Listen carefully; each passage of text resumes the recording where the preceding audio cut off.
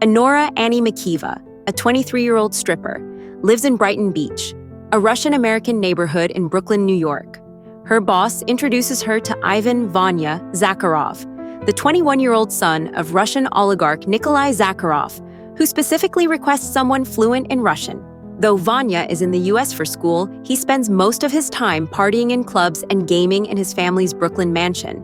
Vanya hires Annie for multiple encounters and later offers her $15,000 to stay with him for a week. During a trip to Las Vegas with Annie and his friends, Vanya vents about his disdain for his parents in Russia.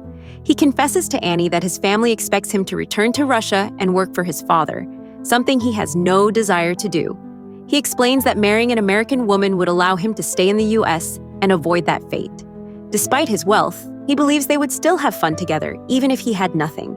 With that in mind, he impulsively proposes. Despite her doubts, Annie agrees, and they elope at a wedding chapel. She quits her job and moves into his mansion. When news of their marriage reaches Russia, Vanya's mother, Galina, orders his Armenian godfather, Toros, to intervene and arrange an annulment while she and Nikolai fly to the US. Toros sends his men, Garnik and Igor, to the mansion, where they inform Vanya that he is being taken back to Russia. Over speakerphone with Garnik, Toros insults Annie, calling her a prostitute and accusing her of marrying for a green card. Annie is furious, sparking a heated confrontation. As tensions rise, Vanya urges her to leave with him, but when she asks for a moment to grab her clothes, he simply says, "Okay, bye," and bolts out the front door, abandoning her. Annie attempts to escape as well, but after putting up a fierce fight, she is ultimately overpowered and restrained.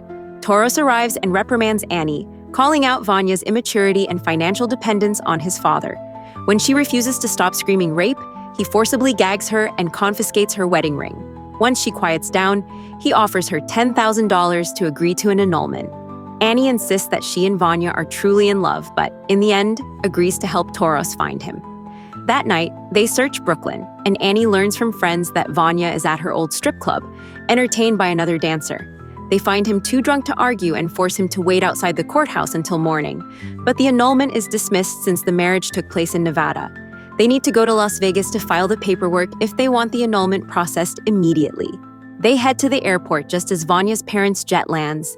Annie introduces herself to Nikolai and Galina in Russian, but Galina immediately rejects her.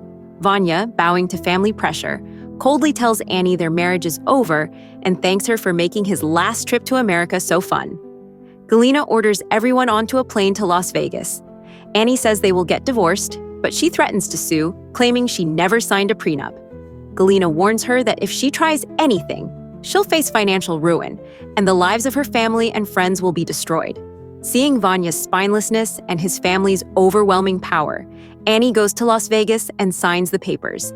When Igor suggests Vanya apologize, Galina dismisses the idea and calls her a disgusting hooker.